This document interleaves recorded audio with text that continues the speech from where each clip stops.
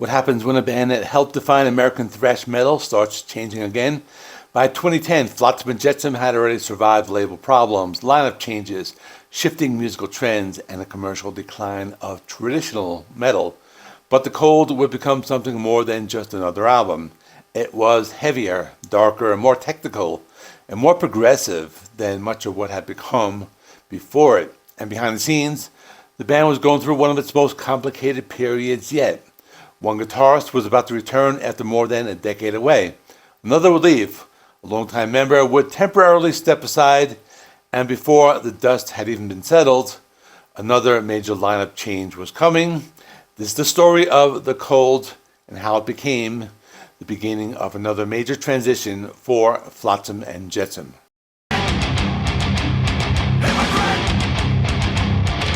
By 2008, Flotsam and Jetsam were no longer living in the commercial world that had surrounded their classic albums.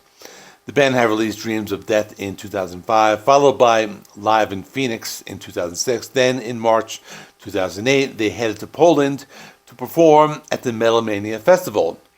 The show at Spodek in Katowice was recorded and eventually released as Once in a Deathtime in July 2008. For longtime fans, it was a reminder of just how much history the band had accumulated. The set moved through different eras of Flotsam and Jetsam, including material from Doomsday for a Deceiver, No Place for Disgrace, When the Storm Comes Down, Drift, Quattro, and High.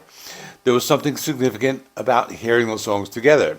Flotsam and Jetsam weren't simply a relic of the 1980s. They were still a working band, still touring, still trying to figure out where they belonged in a metal world that had changed dramatically. Later that year, the band signed with Driven Music Group, a label founded by former Korn guitarist Brian Head Welch. Now they needed a new studio album, and this time they were going to push their sound in a different direction.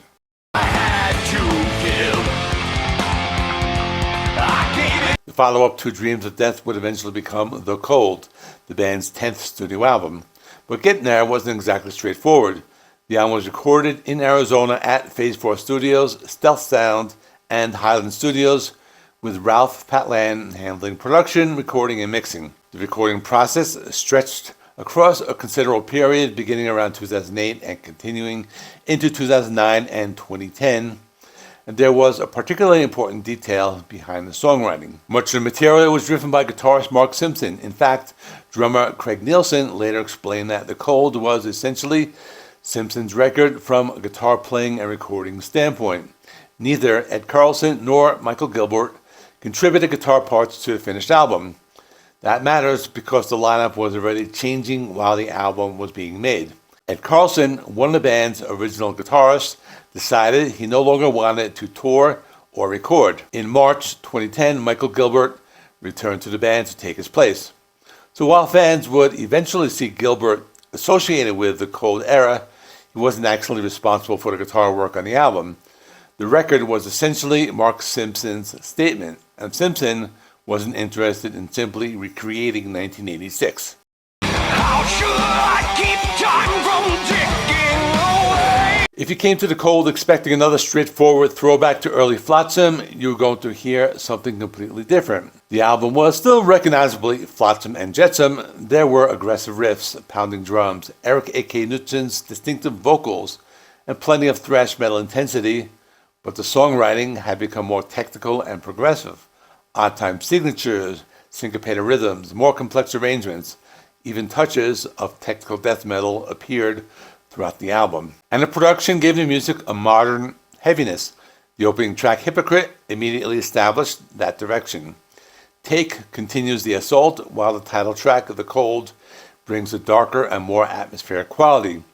Then there's Black Cloud, one of the album's heavier moments, and Blackened Eyes Staring, which demonstrates just how far the band had moved from simply recreating its 1980s identity. Better Off Dead is another standout, combining aggressive with memorable melodic elements, and Falling Short, Always, KYA, and Secret Life complete the album that feels surprisingly cohesive.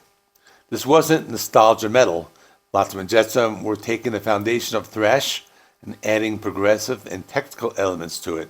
And for some fans, that made The Cold one of the band's most interesting albums in years.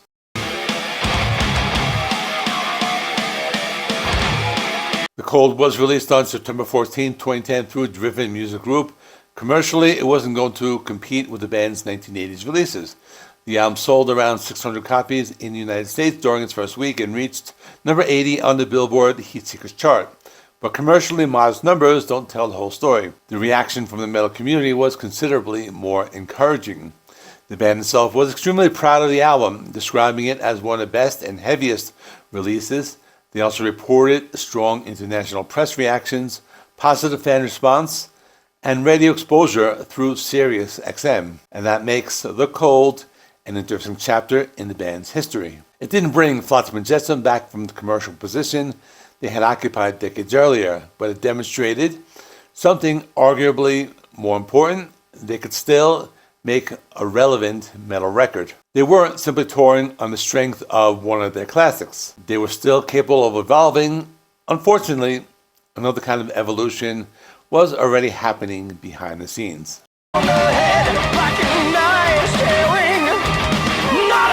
When Ed Carlson stepped away in 2010, Flotsam and Jetsam reached back into their own history.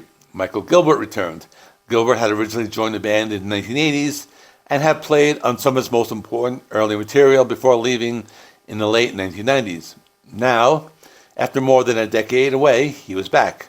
And according to Craig Nielsen, the transition went surprisingly smoothly. Gilbert already knew the old material, and he was able to step back into the role without the lengthy adjustment period the band might have expected. Suddenly, a guitarist who had helped define the band's classic era was back in the lineup. But there was an important irony there. Gilbert was returning to the band just as the album he was associated with was being completed, and he wasn't actually on the recording. The Cold remained Mark Simpson's album. Gilbert's return was about what came next, and what came next would happen very quickly.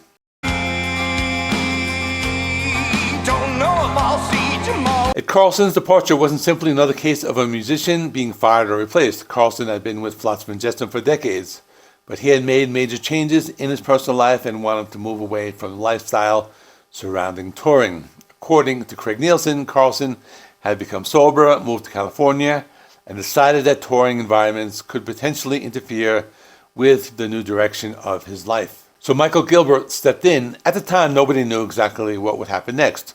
Would Carlson ever return? Would Gilbert become the permanent second guitarist? Could Flotsam and Jetsam continue with a lineup that included two musicians from their classic era? For a while, those questions remained unanswered. Then Mark Simpson made a decision that changed everything.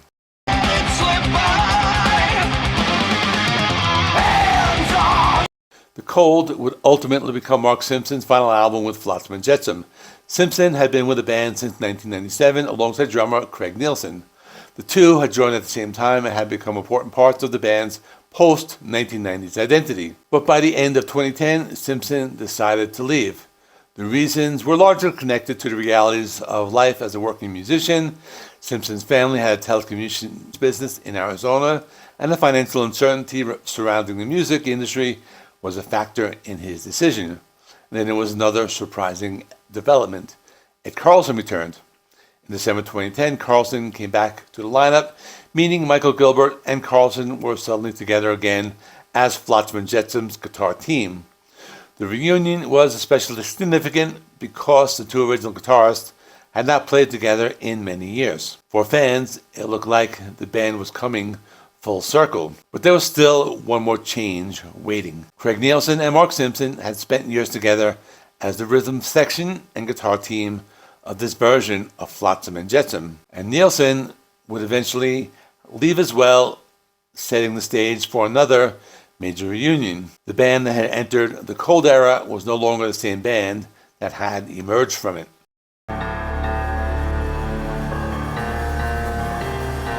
And that brings us to one of the most complicated transitions in Flotsam and Jetsam history.